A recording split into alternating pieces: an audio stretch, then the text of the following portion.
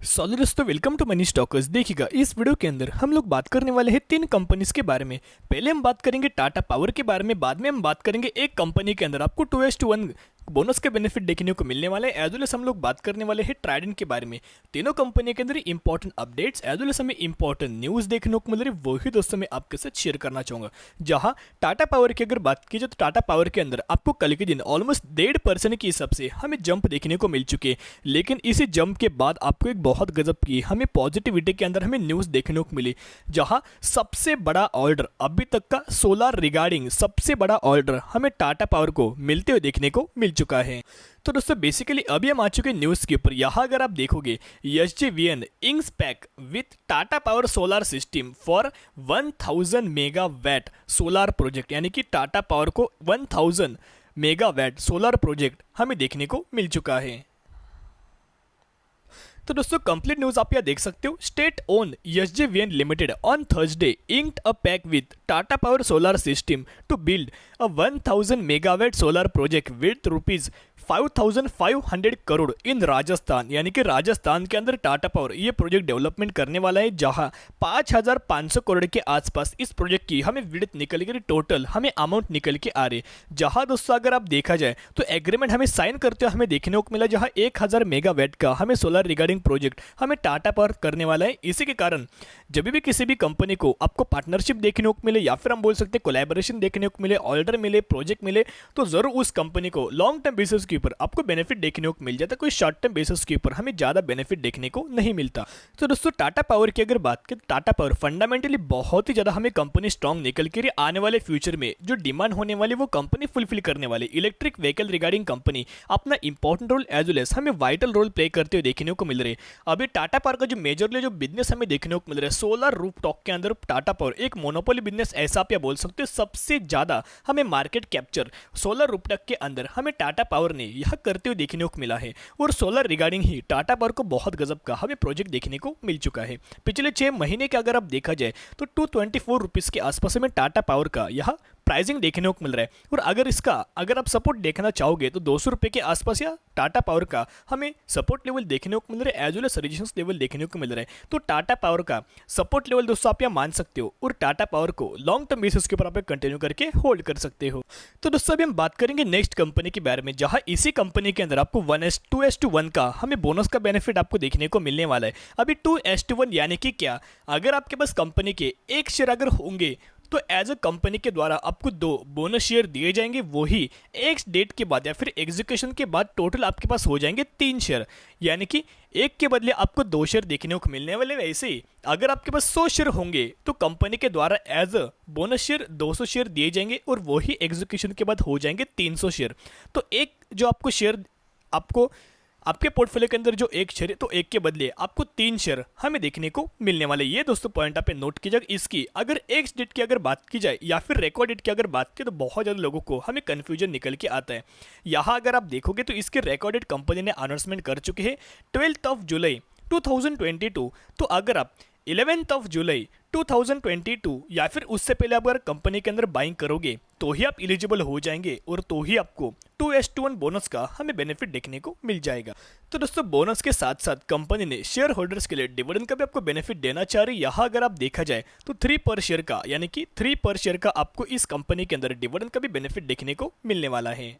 तो दोस्तों बेसिकली हम कौन सी कंपनी के बारे में बात करें, हम बात करें ऐसी कंपनी जिसका प्राइसिंग 4200 रुपये के आसपास हमें देखने को मिल रहा है। जिस भी सेक्टर के अंदर कंपनी काम करे वो, यानी कि सबसे ज़्यादा मार्केट कैप्चर इसी कंपनी ने इस स्पेसिफिक सेक्टर के ऊपर हमें करते हुए देखने को मिला है। इसका मार्केट कैप भी आप यहाँ देख सकते हो 6000 करोड़ के आसपास हमें मार्केट कैप निकल कर बेसिकली कंपनी आप यहाँ बोल सकते हो कि स्मॉल कैप कैटेगरी से बिलोंग करती है।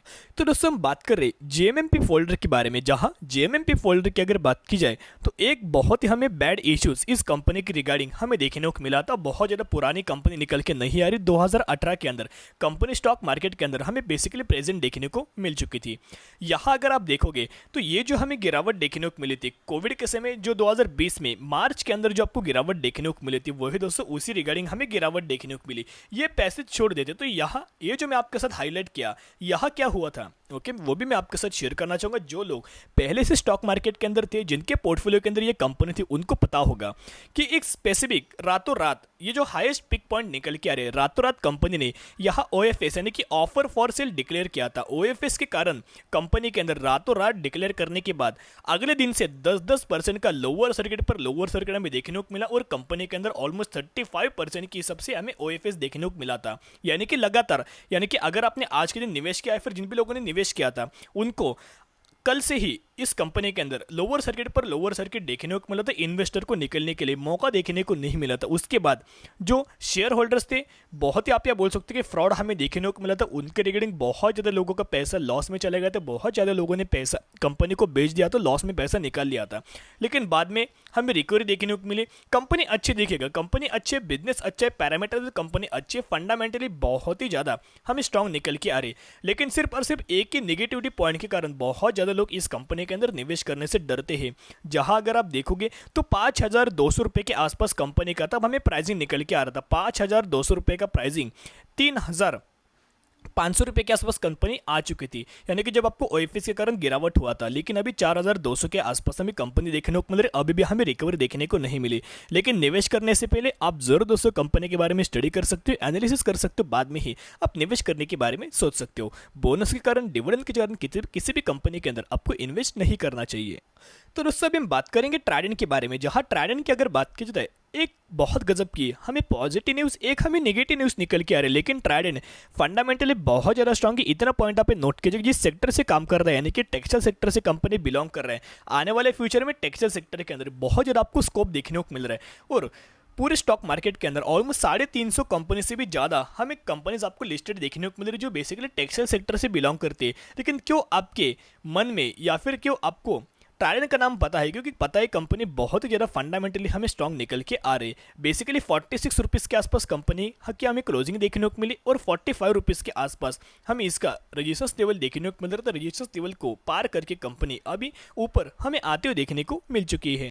तो दोस्तों हर बार की तरह मैं आपके साथ पहले एक पॉजिटिव न्यूज़ शेयर करना चाहूँगा, बाद में हम बात करेंगे नेगेटिव न्यूज़ के कारण। बेसिकली सेकंड जो न्यूज़ है नेगेटिव, वो नेगेटिव न्यूज़ आप यहाँ नहीं बोल सकते, हर एक का अपना अपना हमें व्यू निकल के आ जाता है। तो पहले अगर आप यह देखोगे तो ट्राइडेंट जब 70 रुपीज़ के आसपास में पहुंच गया था, पिक पॉइंट ट्राइडेंट का इसका 50 वीक हाई लेवल जब 70 रुपीज़ के आसपास पहुंच गया था, उसके बाद हमें ट्राइडेंट को ASM लिस्ट के स्टेज 4 के अंदर में डाल दिया था। ASM लिस्ट के स्टेज 4 के अंदर हमें जब डाला था, उसके बाद आपको कंपनी के अंदर लगातार करेक्शन देखने को मिला, कंसोलिडेशन फेज देखने को मिला। फिर 4th से कंपनी 3rd में आ चुकी थी, फिर 3rd से कंपनी 2nd में आ चुकी थी और अभी 2nd से कंपनी 1st स्टेज के अंदर हमें देखने को मिल रही है। जहां अगर आप देखोगे तो ट्राइडेंट आपको ASM लिस्ट के स्टेज 1st पोजीशन के ऊपर हमें ट्राइडेंट आते हुए देखने को मिल रहा है। लेकिन मुझे बहुत ज़्यादा लोगों ने, मैंने ऑलमोस्ट 4 से 5 दिनों पहले आपको ट्राइडेंट का मैंने एक अपडेट शेयर किया था, उसके बाद बहुत सारे लोगों को मुझे कमेंट देखने को मिला कि सर जी अभी देखिएगा ट्राइडेंट की अगर बात की तो ट्राइडेंट हमें ASM लिस्ट के अंदर देखने को मिला, लेकिन कब हमें ट्राइडेंट ASM लिस्ट से बाहर देखने को मिलेगा? जिस तरह से आपको ट्राइडेंट के अंदर कोई हमें ज़्यादा मूवमेंट देखने को नहीं मिली, एक तो कंसोलिडेशन फेज देखने को मिला, एक तो करेक्शन देखने को मिला।